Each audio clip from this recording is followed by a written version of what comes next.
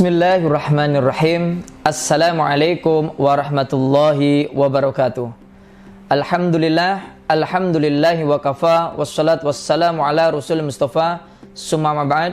Ikhwani wa akhwati arsyadakumullah hayatakum. Alhamdulillah, pada kali kesempatan ini kami akan menyampaikan tutorial untuk tajhizul mayyit, yaitu tutorial merawat jenazah. Di dalam agama Islam, kita memiliki kewajiban terhadap muslim yang lain. Salah satu kewajiban itu yaitu adalah tajhizul mayyit atau merukti jenazah.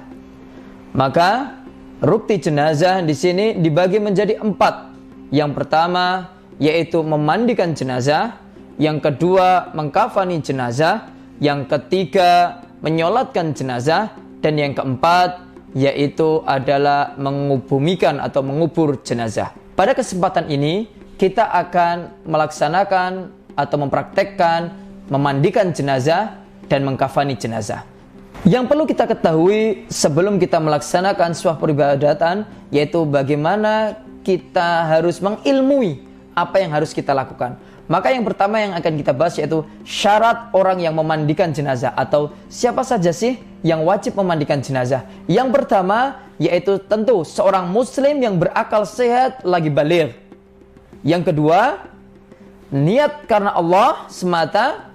Dan yang ketiga, dia adalah seorang muslim yang terpercaya, dia amanah, dapat menjaga kerahasiaan yang ada pada jenazah, mengetahui hukum mensucikan jenazah.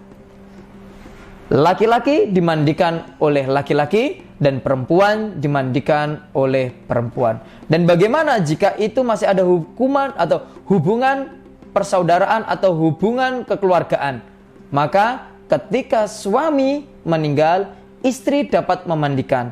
Atau sebaliknya, ketika istri yang meninggal, maka suami dapat memandikan. Dan bagaimana ketika anak memandikan? Dibolehkan dan diutamakan yang sama sejenis dengan si jenazah.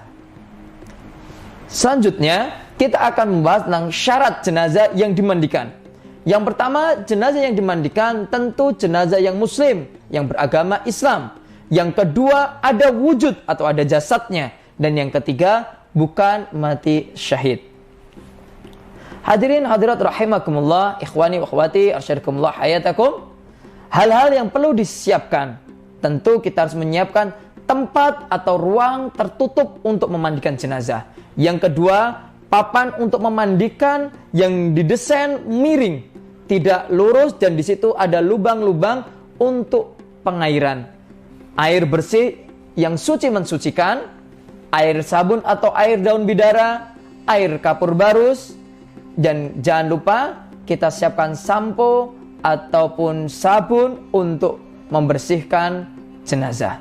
Hadirin hadirat rahimakumullah, untuk menjaga para petugas rukti jenazah, maka yang perlu kita perhatikan selain tata caranya yaitu alat pelindung diri.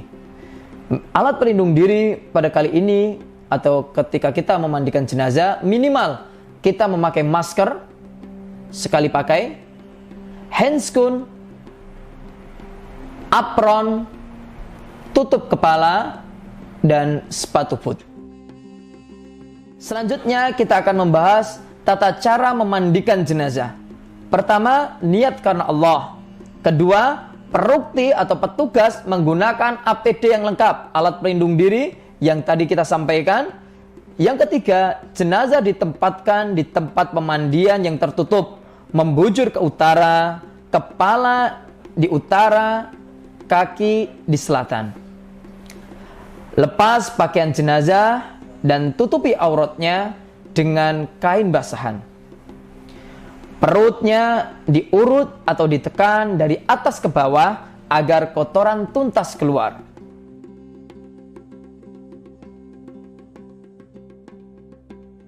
Kemudian gigi, mulut, dan hidungnya dibersihkan. Memulai menyiram anggota wudhu dimulai dari kanan. Selanjutnya yakni menyiram seluruh tubuh hingga rata dengan bilangan ganjil 1, 3, 5 ataupun 7. Tentu sesuai dengan kebutuhan masing-masing. Selanjutnya, menggosok seluruh tubuh dengan air sabun dan mengkeramasi jenazah di kepalanya dengan sampo. Selanjutnya, miringkan ke kiri untuk membersihkan bagian jenazah belakang, bagian kanannya, dan selanjutnya sebaliknya.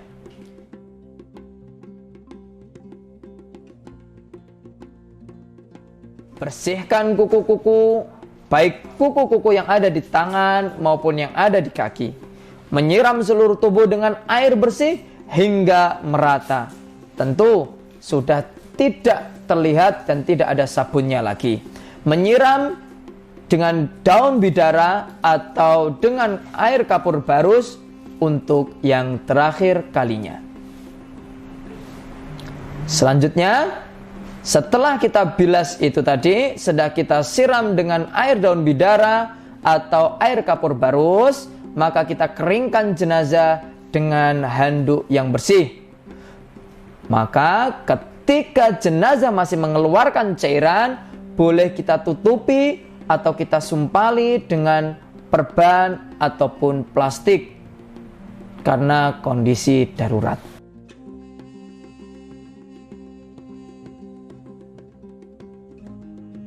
Tahap kedua yaitu adalah mengkafani jenazah. Dalam mengkafani jenazah, maka untuk laki-laki kita siapkan 3 helai kain kafan dan untuk perempuan 5 kain kafan. Dan bentuknya seperti, untuk laki-laki kita cukupkan kain kafan biasa seukuran jenazah ditambah 10 cm 10 cm atau 5 cm 5 cm cukup, dengan 3 helai kain kafan. Untuk perempuan akan ditambah dengan jilbab, baju jenazah,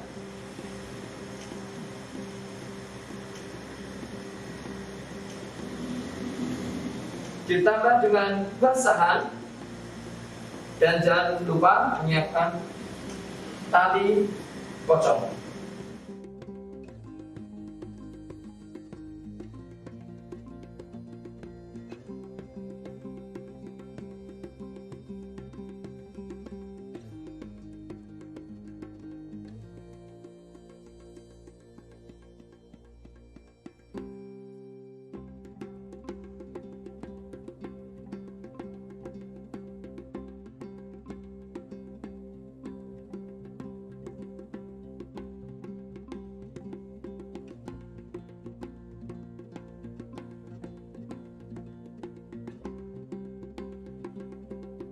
Selanjutnya, setelah kita menyiapkan kain kafan yang telah kita potong-potong sesuai dengan kebutuhan tadi, maka sebelum mengenakan kain kafan, jenazah terlebih dahulu semua lubang badan, yaitu 9 lubang yang ada di manusia, dari mata, hidung, mulut, telinga, lubang depan bawah, dan lubang belakang bawah, semua harus ditutupi dengan kapas.